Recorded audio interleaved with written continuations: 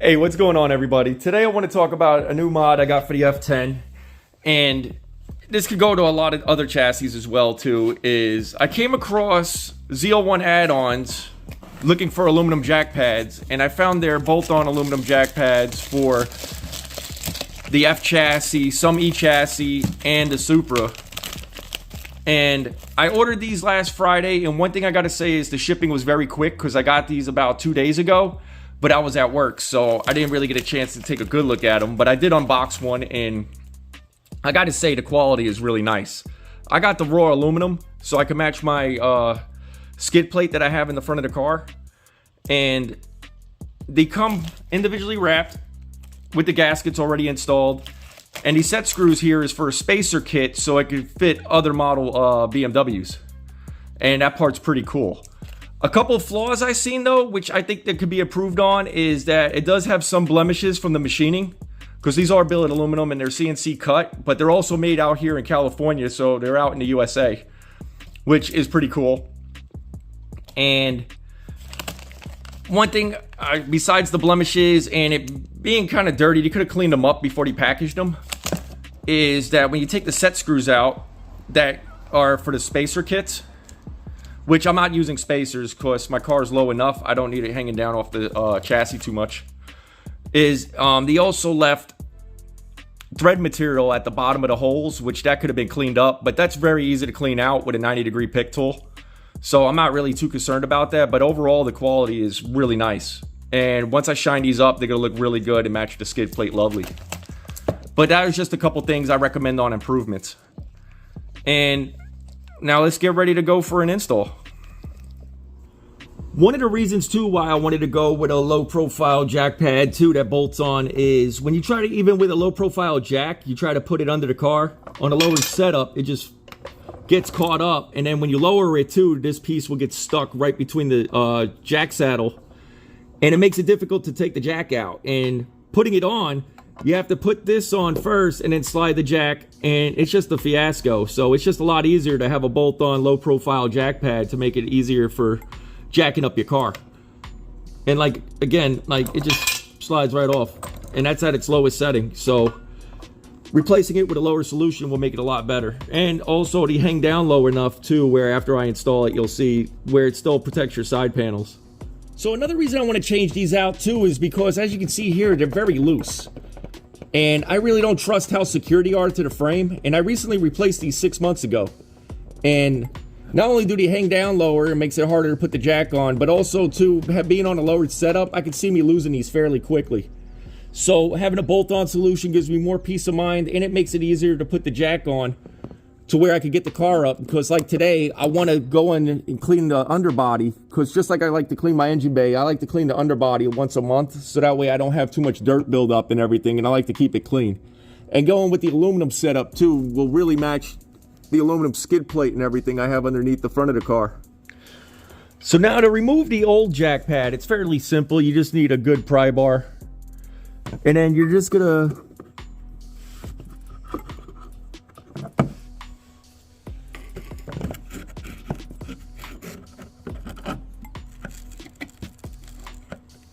pry them off.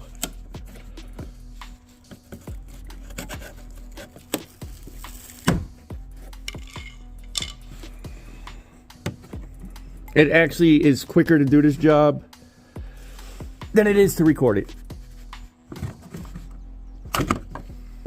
And there we go. It's off. So to install the new pad, you're going to need a 5/32 and a 3/16 Allen key, because these are made in the US, they're standard. So the capture bolt's going to be a 3/16 Allen key, and then the set screws are going to be 5/32. Now you can either flush up the set screws if you're not using the spacer, because that's what these are for, or what I like to do is I like to keep the spacers slightly raised to where they go into these holes right here to keep it from twisting, and just to guide it to make sure I'm centered. And then you're going to put the capture nut, oh, move the camera. Put the capture nut in direction of this hole right here, and then after it's installed, you're gonna push up, and then you're gonna rotate with your Allen key 90 degrees to where the capture nut goes on the front and rear part of the hole. and then it's nice and secure. So then we reposition it back in direction of the hole. We put it in. We grab our Allen key. I'm going to rotate about 90 degrees. I'm going to pull down. Now it's holding on. And then I'm just going to tighten it up.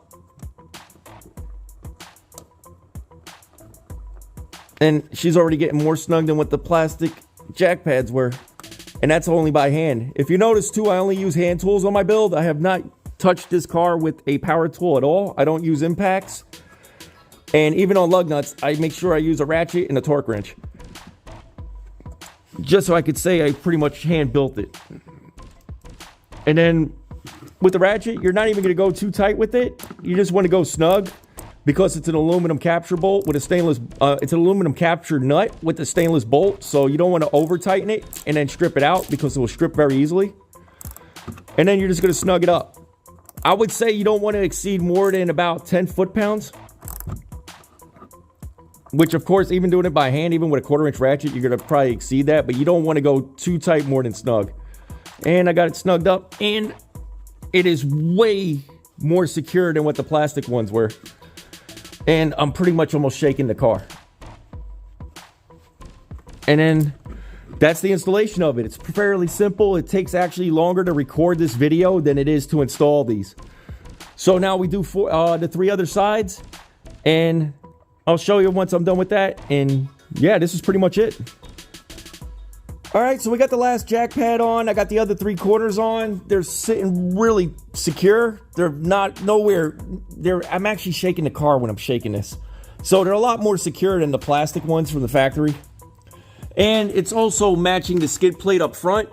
One thing I might do, well, the first thing I'm going to do is I'm going to clean this underbody because it's bothering the hell out of me.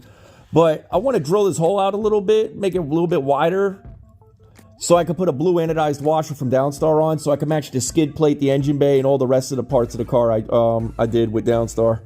But for ZL1 add-ons, I recommend if you guys can make this jack pad about 5 millimeters taller, just so it can clear the frame more. So looking at it from my phone, it's a little bit more pronounced. It's just because the car is lower than the height of my phone, so the angle of it's just making it look like it stands out more, but it's actually... This actually sticks out more than the frame. But just for peace of mind, I recommend if you guys feel uncomfortable with that, with getting this kit with the spacers, or for ZL1 add-ons, if you guys don't mind just making this a little bit taller, about 5 millimeters. But you could safely put a jack or a lift on it without it bothering your side skirts, like breaking them or anything. It's going to clear the side skirts. It's going to clear the frame. And you can still lift the car up safely. I'm just recommending it just for peace of mind, just so it's not near as close as the frame with being flush. So I hope this helps. And those are a lot more secure and a lot more durable than these plastic ones. And they fit better, they look better, and they don't break as easily. So I totally recommend this set from ZL1 add-ons. I definitely got my money's worth, and this video helps. I really hope it does. But please give me a like and subscribe. Please give me a follow on Instagram. And if you have any questions, message me on my Instagram or just comment down below. And I hope you have a good one, and God bless.